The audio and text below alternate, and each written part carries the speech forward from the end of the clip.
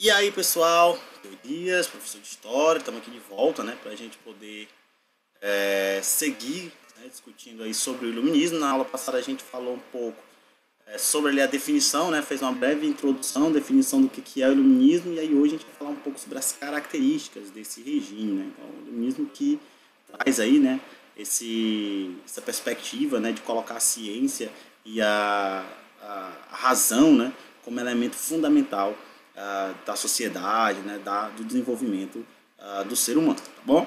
Então, vamos lá. Os filósofos iluministas, eles concebiam, né, basicamente a razão e a ciência como luzes, né, ou seja, capazes de dissipar as trevas do fanatismo religioso ou ainda da ignorância, né? Essa é uma crítica que era feita principalmente à sociedade medieval, né? Então, a ideia de que como na Idade Média havia um certo controle, havia um controle muito forte da igreja, e isso é um fator muito forte de se comentar aqui, os iluministas eles vão criticar muito a atuação da igreja, né, o controle e a fiscalização que a igreja exercia, a perseguição às ideias contrárias, né, como por exemplo as ideias do Copérnico, né, que foram censuradas pela igreja, do Galileu, que foi obrigado a negar o que ele havia descoberto para não sofrer as consequências por parte da igreja. Então essa perseguição que a igreja exercia sobre pensadores, sobre a ciência lá na Idade Média, vai ser visto pelos iluministas como um período de treva, né, um período de ignorância. E aí somente a razão e a ciência para poder, vamos dizer assim, iluminar essas mentes, né, iluminar esse fanatismo e essa ignorância e trazer a verdade, no caso aí, a verdade científica, a verdade racional. Tá? Então, esse é um fator crucial, o próprio nome do movimento, né, o iluminismo, o nome iluminismo, né, a ideia de que eles vão iluminar, já diz muito sobre isso. Críticas à estrutura política, econômica, sociais e culturais do antigo regime. É o que eu acabei de falar, né? Os iluministas eles vêm para questionar as estruturas desse regime. O absolutismo monárquico, eles vão questionar o poder absoluto dos reis, né? Por que os reis eram absolutos? Você vai ter filósofos que questionavam, né? Dizia que o povo tinha o direito de se manifestar, de questionar, de criticar, de, possivelmente até mesmo de derrubar um rei. Principalmente questionando a teoria do direito divino dos reis, né? Se de fato um rei ele tinha poder simplesmente porque Deus quis, será que ele não poderia ser questionado? Né? E aí você vai ter vários filósofos que vão demonstrar que o poder na verdade vem do povo e não do rei. Então quer dizer, essas concepções vão minando as bases do absolutismo. Os privilégios da nobreza do clero, né? A isenção fiscal, fora privilegiado, que eram características do clero e da nobreza exclusivamente. Os outros não usufruíam disso. Então eles vão questionar essa desigualdade natural, né? Vão trazer essa questão sobre a desigualdade. O Rousseau, né, que é um filósofo iluminista, é um dos grandes pensadores acerca dessa desigualdade. Né? Ele vai ter um ensaio só sobre isso. Né? Ensaio sobre a origem da desigualdade entre os homens. Onde ele vai ver por que os homens são desiguais, por que surge esse tipo de desigualdade. E aí, basicamente, você vai ter aos poucos, né, uma noção de igualdade surgindo entre os iluministas, né? Aquela ideia de igualdade, mas igualdade jurídica, tá? A ideia de que todos devem ter os mesmos direitos. E aí já colocava uma crítica bastante ferrenha a essa ideia de que a nobreza e o clero elas eram privilegiadas. Então, se todos tinham que ser iguais juridicamente, todos tinham que ter o mesmo direito, isso já ficava questionado. Né?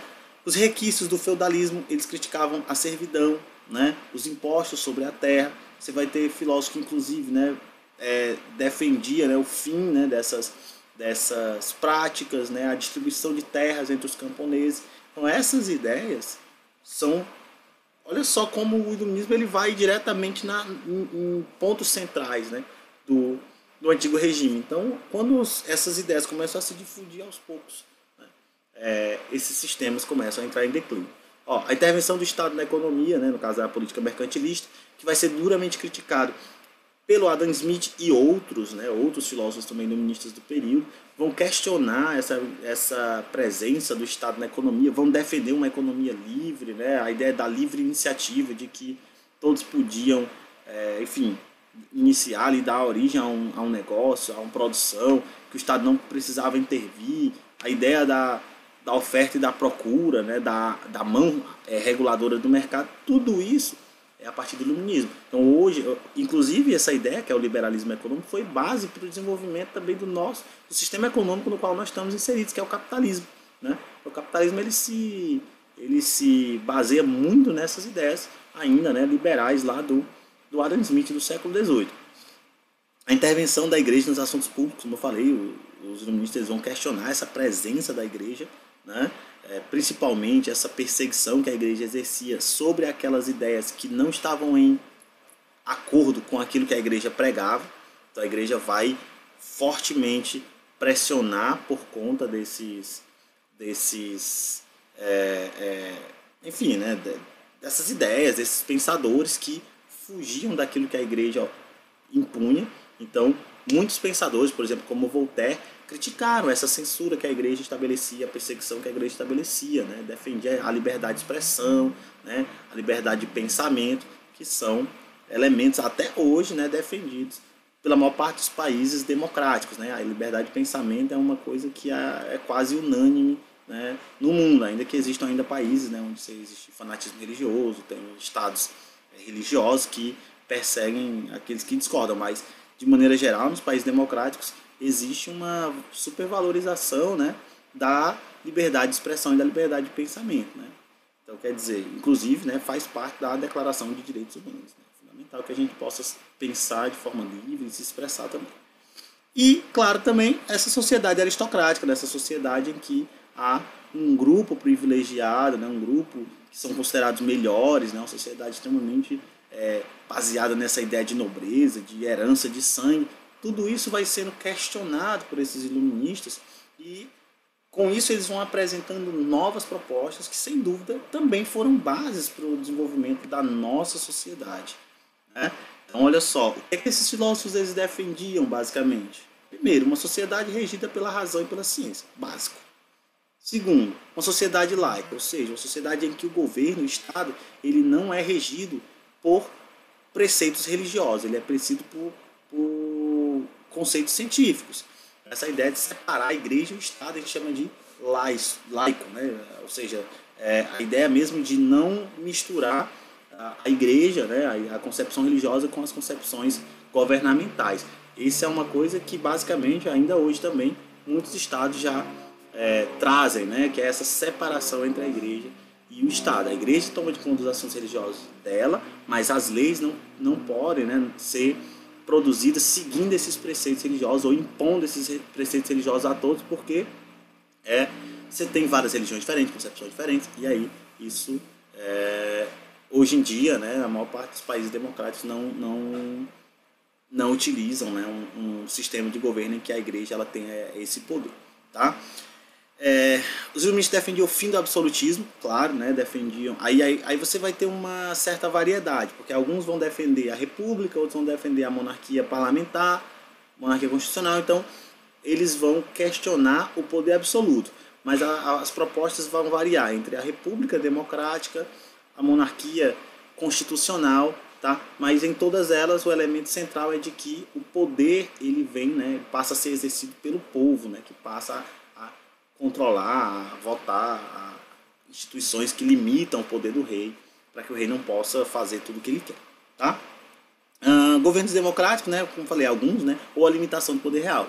Então, alguns defendiam a república, que é característica central desses governos democráticos, e a outros a limitação do poder real, no caso da monarquia parlamentarista, como eu já falei.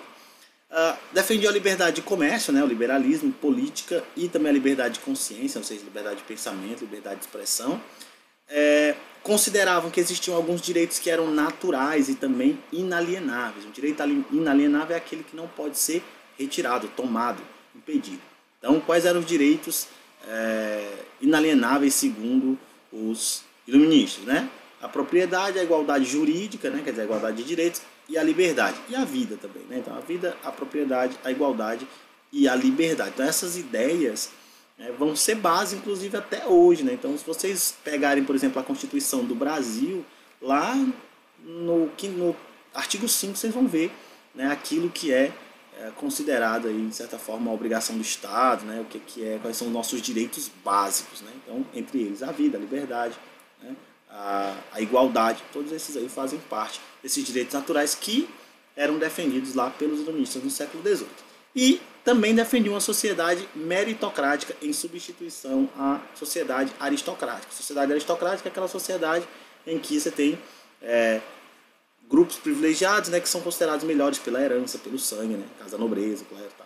E aí a sociedade meritocrática seria aquela sociedade em que os melhores são aqueles que se esforçam mais, né, aqueles que conseguem, as pessoas vão conseguir ter mobilidade social dependendo do esforço dela, dependendo do quanto elas se esforçam para isso, né? Então, basicamente é isso, né? Então, assim, para a gente poder começar, né, a discutir sobre o iluminismo, aqui a gente já fez uma boa discussão, tá bom? Então, faça a leitura do livro, do capítulo 1 como um todo, tá? Para vocês terem uma visão mais ampla. Na próxima aula a gente dá continuidade, também falando sobre os filósofos e tudo mais, tá? Então, muito obrigado e até a próxima.